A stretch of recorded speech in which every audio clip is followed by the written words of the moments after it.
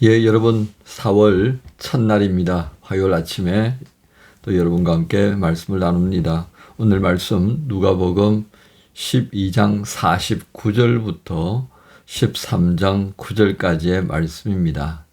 오늘 말씀 가운데에 저와 함께 봉독할 부분은 6절부터 9절까지만 함께 하겠습니다. 6절 제가 봉독합니다.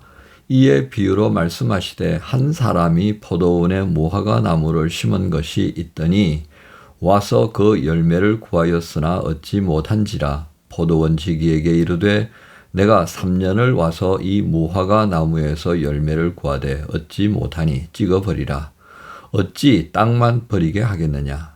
대답하여 이르되 주인이여 금년에도 그대로 두소서. 내가 두루 파고 거름을 줄이니 이후에 만일 열매가 열면 좋거니와 그렇지 않으면 찍어 버리소서 하였다 하시니라. 아멘.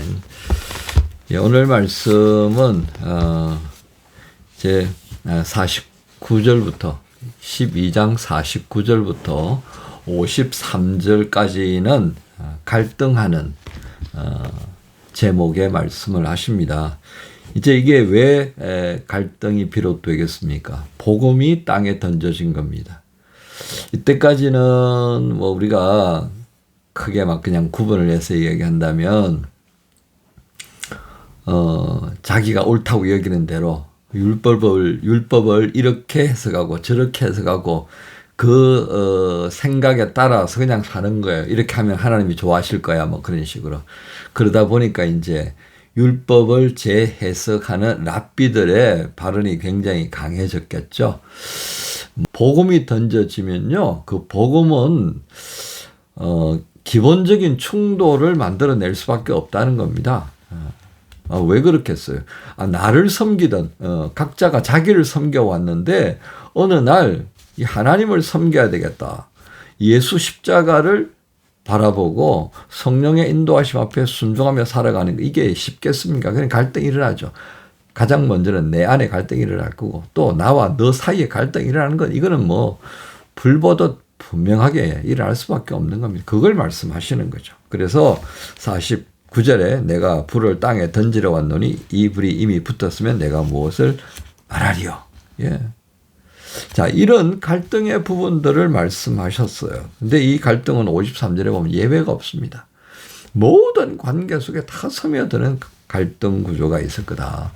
그런데 또 보세요. 54절부터 59절까지는요. 징조에 대한 말씀을 하시면서 57절에 또 어찌하여 옳은 것을 스스로 판단하지 아니하느냐.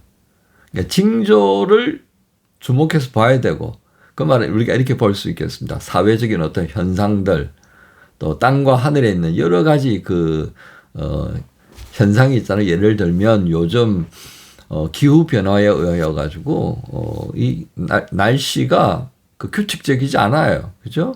또 요즘 지진이 막 일어납니다. 최근에도 미얀마에 7.7의 강진이 일어났잖아요. 근데 이 강진은요, 예전에도 있었고 지금도 있는 거예요. 근데 예전에는 이 원자폭탄 실험을 인해서 영향을 받아 이 지진이 촉진되는 경우도 있었다는 건 분명합니다. 그런데 이제 이 여러 가지 우리가 이해하지 못하는 자연 현상으로 인하여 가지고 이게 이제 태풍이나 지진이나 이런 것들이 뭐 엄청난 충격으로 우리에게 다가오는 것도 사실이더라는 겁니다. 이걸 좀 헤아려 봐라. 자, 그러면서 아주 재밌는 표현을 예수님께서 하셨어요. 네, 내가 너를 고발하는 자와 함께 법관에게 갈 때 길에서 화해하기를 힘쓰라. 그가 너를 재판장에게 끌어가고 재판장이 너를 옥졸에게 넘겨주 옥졸이 옥에 가둘까 염려하라. 이게 무슨 말씀입니까? 화해할 기회가 아직 있다고 싶을 때 그때 화해. 그 넘어가지 말아요. 그러니까 갈등을 심하게 그렇게 계속해서 끌고 갈 필요 없다는 겁니다. 화해가 필요한 부분이 있잖아요. 그죠? 재판장 앞에 가가지고 그냥 다 독박 쓰지 말고, 화해할 수 있을 때 화해하는 게 좋습니다. 그러면 이제 1년 받을 걸 6개월 받고 6개월 받을 걸 그냥 뭐 집행유예 받고 그럴 수 있잖아요. 그죠? 근데 화해 안 해가 뻗대가지고 우리가 뻗대는 이 심보가 있어요. 뻗대고요. 예? 교회 안에서 뻗대면 안 됩니다, 여러분. 교회 안에서 뻗대지 마시고요. 또 직장에서도 뻗대지 마세요. 예. 경영자를 무시하는 직원 어디 가도 환영 못 받아요. 왜? 자기도 뭐 항상 그 자리만 있겠어요? 언젠가는 높은 자리에 있을 거 아닙니까? 우리가 순종할 거는 순종하셔야 되고요. 그리고 아니라고 할 거는 아니라고. 이게 이제 소위 말하는 지혜롭게 해야 되는 거예요. 그 지혜가 지혜롭게 하는 게 이성과 합리적 순리에 근거해야 합니다. 이게 무대뽀로 하면 안 된다 이 말이죠. 그러면 적을 만드는 거죠. 그러면 모든 상태가 이제 아주 긴장 국면으로 들어가면 우리 모두가 피해자가 되는 거예요. 오늘 그걸 말씀하는 겁니다. 갈등이 있는 건 분명하지만 그 갈등을 불필요하게 심화시키는 것은 지혜롭지 못하다는 겁니다. 그러니까 갈등이라다 하더라도 그 갈등을 또 해소시킬 수 있는 지혜로움, 덕스러움을 가지고 이 모든 것들을 기름칠 잘 해가면서 만들어가요. 우리가 복음을 전하는 것은 싸우려고 하는 거예요. 갈등 그게 기본적인 목적이 아니잖아요. 그 갈등을 뛰어넘어서 손에 손잡고 평화의 화평의 길로 가기 위한 거예요. 하나님과 화평하고 나하고 너하고 화평하고 나 자신과 화평하고. 자, 그게 이게 오늘 예수님께서 말씀하시고자 하는 아주 기본적인 이 흐름입니다. 자, 그 다음에요. 13장 1절부터 5절까지 보면 갈릴리에 이제 망대를 세우는 일이 생겼습니다. 빌라도가 총독이 이제 갈릴리에 이 무슨 망대를 세우는 일이 이제 있었던 것 같아요. 그런데 이제 거기에서 소란스럽고 어떤 문제가 생기면서 뜻하지 않게 죽임을 당하는 일이 일어났습니다. 사고가 나고 막 이러면서 혼란스럽게 된 거죠.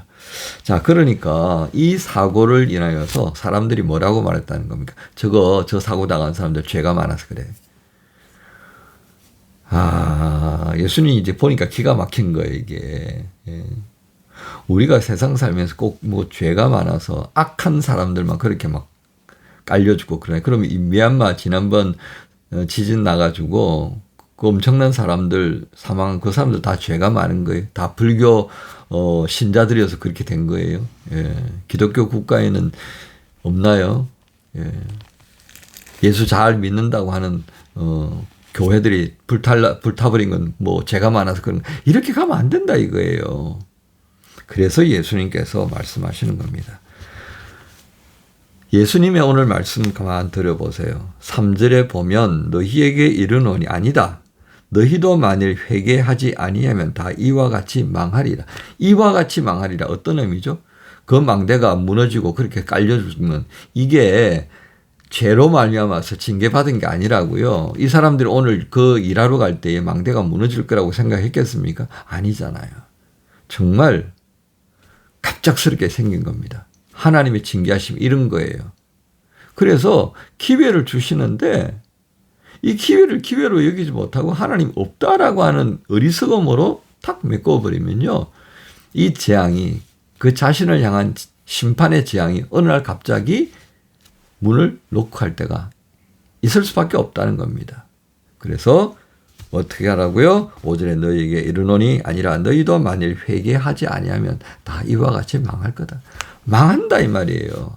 이 순간이 저 사람들이 죄가 있었던 게 아니라 저 사람들도 지금 예기치 못하고 마주한 이 엄청난 재앙을 너희들도 어느 날 이렇게 준비하지 못한 상태에서 맞이할 때가 있으니까 회개 미리 해라.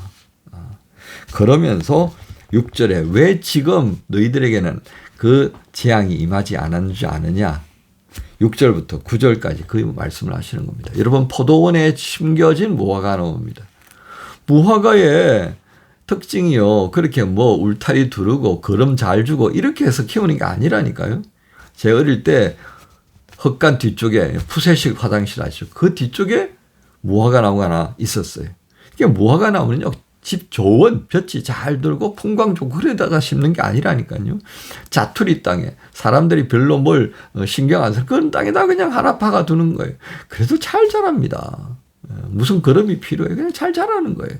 근데 오늘 이 포도나무가 있는 포도원에 포도원 지기가 있는 그곳에 무화과나무를 심었어요. 이유가 뭘까요? 잘 양양분도 주고 잘 갖고 와서 좋은 열매 맺기를 말한 거예요. 근데 3년이 돼도 없더란 말이에요. 이게 완전 주책 바가지지. 배짱이 보통 배짱이 아니야. 그러니까 확 베어버리려고 그러니까 포도지기가 아유 1년만 더 기다려 보십시다 주인님. 그래도 안 되면 내년에 찍어버리죠. 이거라니까요. 하나님께 기회를 주셨다니까요. 오늘 그래서 말씀 제목을 기회를 놓치지 말라 하신다. 기회를 놓치지 말라 하신다. 오늘 말씀 제목이요. 오늘 전체적인 내용을 마무리하는 겁니다. 반목과 갈등이 있을 수밖에 없지만 그것이 끝이 아니다 이거예요. 우리의 반목과 갈등은 복음을 위한 것이다.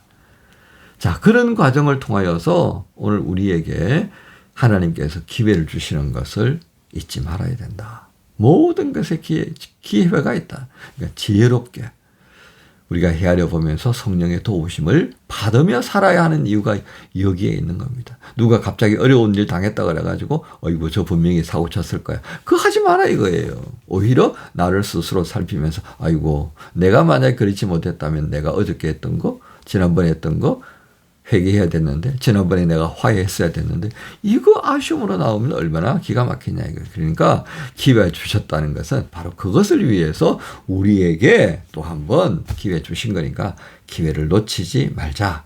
여러분 그래서 화요일 날 오늘 시작하시면서 기회 놓치지 마십시다.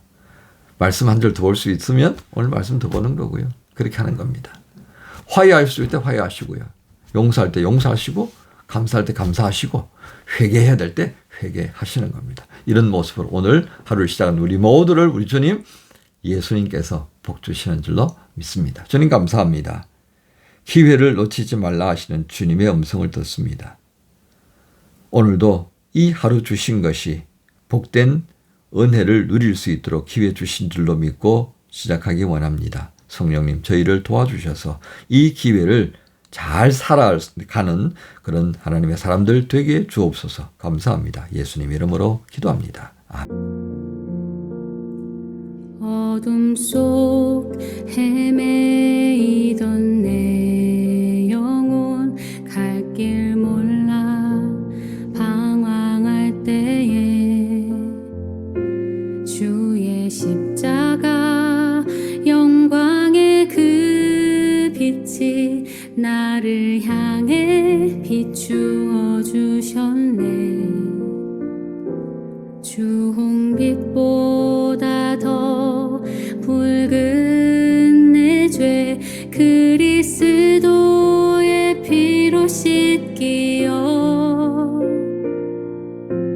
완전한 사랑 주님의 은혜로 새 생명 주께 얻었네.